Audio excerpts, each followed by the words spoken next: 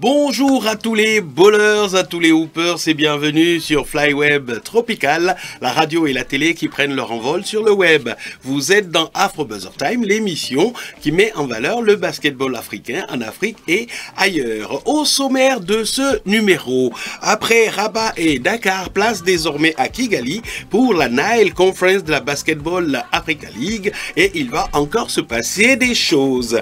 Tyler Ongwe est le capitaine du Nairobi City Thunder, un joueur qui, après une belle carrière en Europe, a décidé de rentrer chez lui au Kenya et vous ferez connaissance avec lui. On connaît désormais les 4 groupes pour l'afrobasket masculin qui aura lieu au mois d'août en Angola et je peux vous dire que ce sera le feu.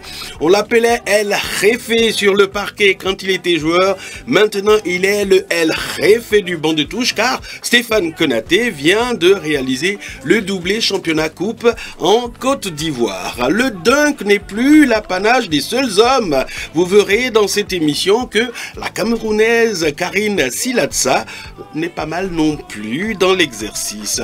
Et on terminera cette émission avec la performance de la Malienne Sika Kone réalisée il y a 2 ans lors de la Coupe du Monde contre la France. 18 points, 18 rebonds, tout simplement impressionnant. Voilà pour le sommaire. Afro Buzzer Time numéro 129. C'est parti. Ain't no off season. Summer, winter, fall, ball, all season. First one in, last one leaving. Ain't no off season. It's all season. All season. All season. Summer, winter, fall, ball, all season. First one in, last one leaving. Ain't no off season. It's all season.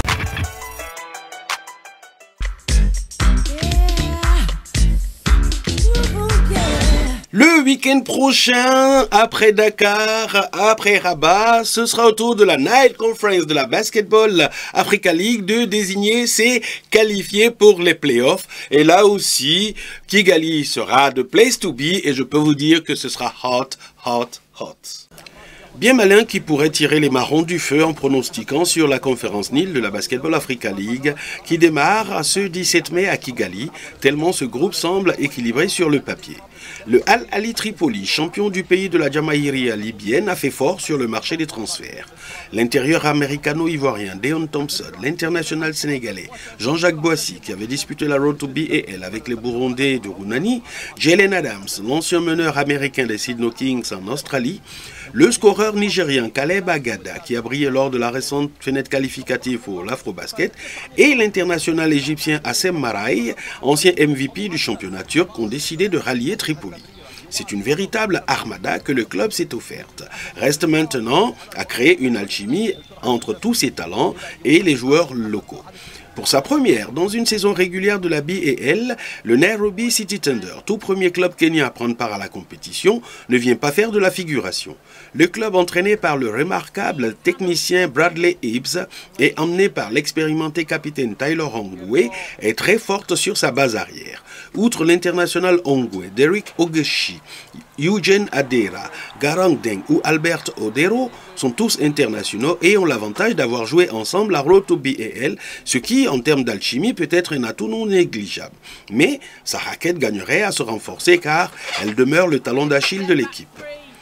Le MBB d'Afrique du Sud ne se déplacera pas à Kigali en victime résignée.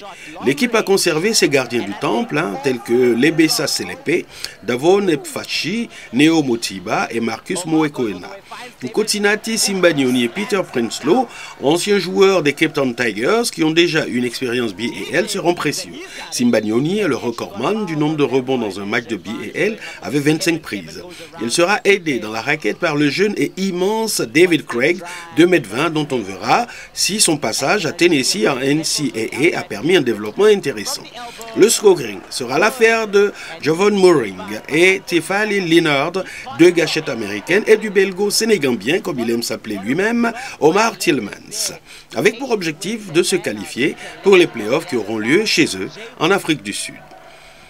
Pour le club hôte de l'armée patriotique du Rwanda, il faut gommer le cauchemar de mai 2024. Où, lors du match décisif contre les River Soupers, le club avait perdu Adonis Feiler sur une rupture du tendon d'Achille après avoir perdu Noël Obadia. Un mauvais souvenir qui a semblé ressurgir ces dernières semaines avec les grosses blessures de Shema Osborne et Nobel Bungukolo. Mais le club a recruté l'international sénégalais Youssou N'Doye, joueur expérimenté et qui, du haut de ses 2,13 m, devra régner sur la raquette. L'Américain Jason Randle, meneur avec un pédigré NBA, sera le gestionnaire de l'attaque. Ce, sans oublier les internationaux rwandais que sont Jean-Jacques Nshobozwa, Williams Robben, Ntore Abimana, Axel Mpoyo et un Aliou Diarra revanchard, car l'international malien, s'il est bien remis de sa récente blessure à une cheville, voudra montrer que c'est bien lui et lui seul qui règne dans les airs en Afrique. Quant à Obadia Noël, il revient revanchard à la BAL aussi, car pour lui, ce qui s'est passé la saison dernière est un unfinished business. Pour ces 4 formations, il faudra donc finir dans les 2 premiers pour se qualifier directement pour Pretoria ou alors avoir un meilleur bilan que celui du FUS Rabat qui en était à 2 victoires, 4 défaites dans la Kalahari Conference pour espérer finir meilleur 3e.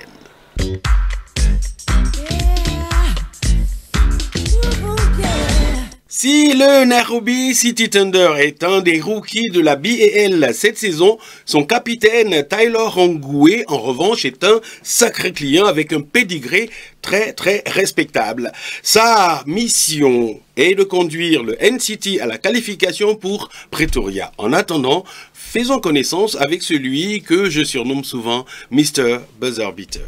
Lorsque, après 28 ans de disette, Taylor Ongoué plantait le buzzer beater qui permettait au Kenya de battre l'Angola et d'envoyer par la même occasion les Morans à l'Afrobasket 2021, l'Afrique du basket venait de découvrir un des joyaux de ce sport au Kenya. Car même si Ongoué n'a pas grandi dans son pays, il reste viscéralement lié au Kenya, où il est retourné en 2024 pour intégrer de plein pied le projet du Nairobi City Thunder, tout premier club kenyan à disputé la saison régulière de la Basketball Africa League. Il a commencé sa carrière universitaire au Ranger Junior College avant de rejoindre l'université de Louisiana à Monroe aux États-Unis. Bien que n'ayant pas été drafté en 2015, Ongoué poursuit une carrière professionnelle réussie en jouant dans plusieurs pays dont le Danemark, l'Allemagne, l'Italie, la Nouvelle-Zélande, la Russie, la Suisse, la Suède et les États-Unis. Taylor Ongoué a connu ses années les plus fructueuses au Danemark avec les Bakenburgs, avec lesquels il a remporté 3 titres consécutifs de la Ligue et a été nommé 2 fois défenseur de l'année. En 2023, il rejoint les Niners de Chemnitz en Allemagne et remporte le FIBA Eurocup. En 2024, fortement lié à son pays, Ongoué décide de retourner au Kenya pour intégrer le projet Nairobi City Thunder et en être un des leaders. Basketteur international, il a été également un élément clé de l'équipe nationale du Kenya. Il a aidé l'équipe à remporter la médaille d'argent à la FIBA Afro-Can en 2019. Il a joué un rôle crucial dans la qualification du Kenya pour l'Afrobasket 2021 dont nous vous parlions plus haut. Gros défenseur, shooter prolifique et un leadership naturel, Taylor Ongoué est le meilleur basketteur kenyan de sa génération. Avec déjà une expérience de la BAL dans les jambes, souvenir dans cette même BK Arena de Kigali en 2023, où il évoluait au sein des ABC Fighters de Côte d'Ivoire, Taylor Ongoué s'est fixé une mission, conduire le tout premier club kenyan qualifié pour une saison régulière de la BAL à ses tout premiers playoffs.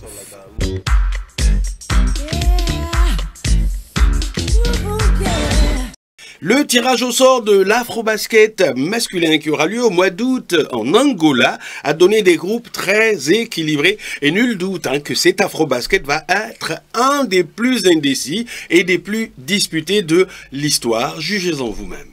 Dans le groupe A, on aura la Côte d'Ivoire, la République démocratique du Congo, le Cap-Vert et le Rwanda. Dans le groupe B, la Tunisie, champion en titre Madagascar, le Nigeria et le Cameroun. Dans le groupe C, l'Angola, pays hôte, le Soudan du Sud, la Guinée, la Libye. Enfin, dans le groupe 4, le Sénégal, le Mali, l'Égypte et l'Ouganda.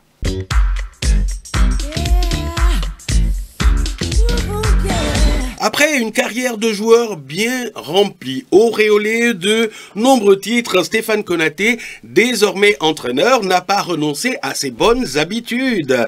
Le réfé du parquet est désormais le réfé du banc de touche car il vient de remporter le doublé championnat de Côte d'Ivoire, Coupe de Côte d'Ivoire avec son club de la Jeunesse Club d'Abidjan, la JCA, et cela méritait bien un hommage. Le guerrier des parquets est devenu un vrai stratège des bancs. Stéphane Konaté, c'est le nom qui résonne avec fierté dans les salles de basket de Côte d'Ivoire. Longtemps acclamé comme un des meilleurs basketteurs ivoiriens de sa génération, il a su métamorphoser sa passion pour le jeu en un sens aigu de la stratégie, devenant un entraîneur aussi respecté qu'il fut redouté sur le terrain. En effet, El Réfé du parquet est devenu El Réfé sur le banc en remportant le doublé championnat coupe de Côte d'Ivoire. Comme joueur, Stéphane Konaté s'est très tôt imposé comme un pilier du basket ivoirien.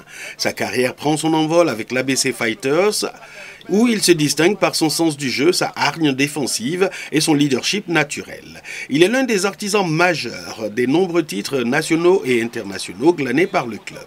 À l'international, il est surtout connu pour sa contribution à l'équipe nationale ivoirienne. Vice-championne d'Afrique en 2009 et 2021 lors des Afro-Basket en Libye au Rwanda, il a symbolisé la renaissance de ce basket ivoirien sur la scène continentale. Sa combativité, son éthique de travail et sa capacité à élever le niveau de jeu dans les moments cruciaux lui valent le respect de ses pairs. Après avoir accroché les baskets, Konaté n'a pas tourné le dos au jeu. Il s'est réinventé, passant de capitaine sur le terrain à meneur d'hommes sur le banc de touche. En tant que coach principal des Hypersonics d'Abidjan, il entre par la grande porte dans sa nouvelle carrière, incarnant par la même occasion la continuité et l'évolution. Et après une belle saison, il signe à la Jeunesse Club d'Abidjan, la JCA. Sous sa houlette, la JCA est devenue une puissance constante, remportant notamment la Coupe nationale et le titre de champion de Côte d'Ivoire. Stéphane Konaté se distingue par une approche moderne du coaching, rigueur tactique, attention aux détails, gestion fine de ses joueurs et une vision claire de la progression du basket africain. Il est aussi un modèle pour la jeunesse, prouvant que l'après-carrière peut être aussi glorieuse que la carrière elle-même. En somme, Stéphane Konaté n'est plus qu'un ancien joueur ou qu'un coach. Il est un bâtisseur, un leader et une figure inspirante du sport ivoirien. Son parcours illustre à merveille la force de la passion, la discipline et la volonté de transmettre.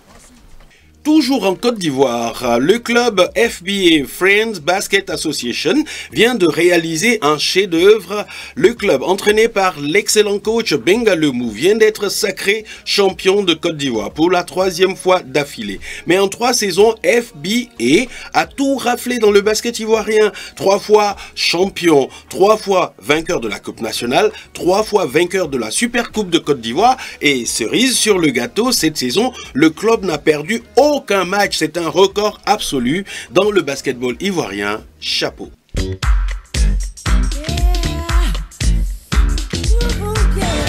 Nous avions déjà montré dans cette émission la Nigériane Palace Akpana Kounaï au dunk. Mais comme le dunk n'est plus seulement une affaire d'hommes, aujourd'hui, nous avons choisi de vous montrer la Camerounaise Karine Silatsa. Si la joueuse évolue désormais en France, dans le club de Roche-Vendée, elle a époustouflé le Cameroun par ce dunk en match. Regardez.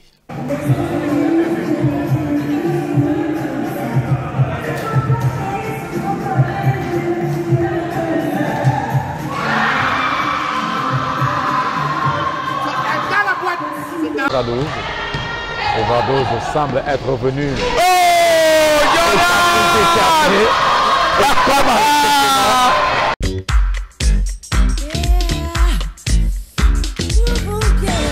À présent, c'est une page noire. C'est une page noire que nous ouvrons dans Afro Buzzer Time parce que nous avons appris avec tristesse le décès d'une grande figure du basketball centrafricain et africain, Adolphe Mokongo. Hommage et condoléances à sa famille et à notre ami aussi Michael Mokongo, un de ses enfants. Michael Mokongo qui est un des fervents soutiens de notre émission. C'est une figure emblématique du basketball centrafricain qui s'en est allé le 16 avril dernier. Adolphe Mokongo, aussi connu sous le nom de Coco, s'est éteint à l'âge de 72 ans à Tours, dans l'ouest de la France, des suites d'une maladie. Du haut de son mètre 70, il aura marqué les générations par son engagement, sa sagesse, son amour pour le sport et les valeurs qu'il défendait, à l'instar de ce plaidoyer datant d'avril 2022. Je suis venu pour intervenir par rapport à FIBA, puisque depuis hier nuit, au niveau de FIBA, nous sommes tous au courant de ce qui s'est passé par rapport à ces décisions rendues par le département de la jeunesse et des sports. Nous avons les rapports au niveau de FIBA. Nous avons les rapports de ce que cette fédération se bat pour mettre les choses en place. Ancien joueur de l'équipe nationale centrafricaine de basket, Adolphe Mukongo va successivement porter plusieurs casquettes. Un temps manager sportif, il occupera aussi le poste de trésorier général du Comité national olympique et sportif centrafricain, premier vice-président de la Fédération centrafricaine de basketball ou encore vice-président de la Fédération internationale de basketball amateur, FIBA Afrique Zone 4. Cette passion pour le sport, il a su la léguer à son fils, qui a pris la balle au rebond en suivant ses traces sur le parquet. Au nom de Marceline Mukongo, de toute la famille Mukongo, et la famille proche et la famille lointaine, c'est avec beaucoup de tristesse que nous avons appris le décès de notre papa. Tu fus un papa aimant, très sensible. Aujourd'hui, c'est un jour extrêmement triste, pas que pour nous, tes enfants, pour toute ta famille, pour maman, également pour le peuple centrafricain et le basketball africain, et les membres de ton église. C'est pour cela qu'avec unité d'esprit, nous te disons merci. La dépouille d'Adolphe Mukongo sera rapatriée en Centrafrique pour un ultime hommage le 3 mai à Bangui, en présence de sa famille, des membres de son église et des autorités du pays.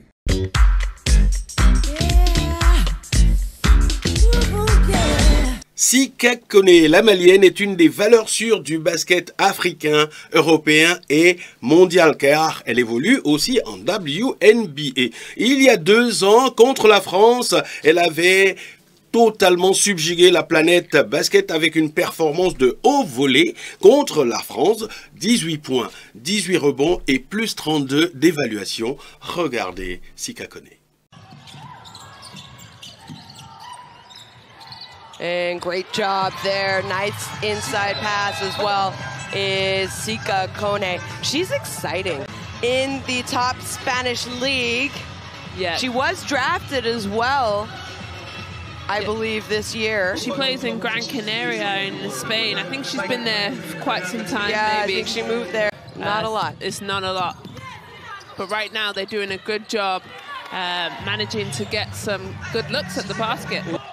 Dembele finds Baliata, who's already hit 1 from that spot, but talk about offensive rebound. This is what Kone does, and it's a 3-point play. Their offensive board, though, it didn't hit the rim, so shot clock winding down, and you have 3 white jerseys around the key, and you give them too many attempts, they're gonna finally make 1.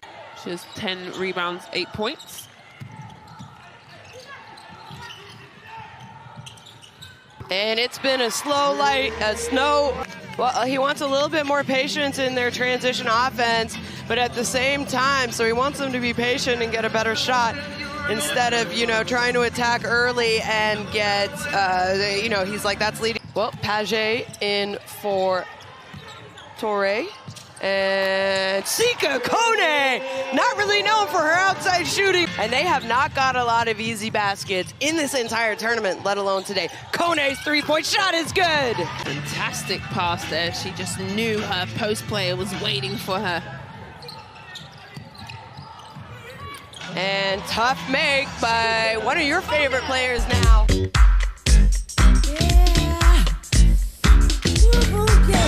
Voilà, c'est la fin de ce numéro d'Afro Buzzer Time. Hein. Merci à vous les bowlers, à vous les hoopers d'avoir suivi cette émission qui, comme d'habitude, a été réalisée par le Master Mix Francis Prozola. Regardez-la, likez-la, partagez-la. Allez vous abonner sur nos réseaux sociaux parce que nous avons besoin de vous. Nous avons besoin de votre soutien. Nous ne sommes plus à très loin de 1000 abonnés. Allez, abonnez-vous hein, pour qu'on puisse atteindre ce chiffre fatidique. Attention, dans les 10 jours qui arrivent, on ne sera pas là, il n'y aura pas d'Afro Buzzer Time parce que nous, de ce pas, on s'en va à Kigali pour la Nile Conference de la BAL parce que Afro Buzzer Time est là où les choses se passent. Donc, on se revoit la prochaine fois. D'ici là, prenez soin de vous, prenez soin des vôtres. Vive le basketball africain. Bye bye.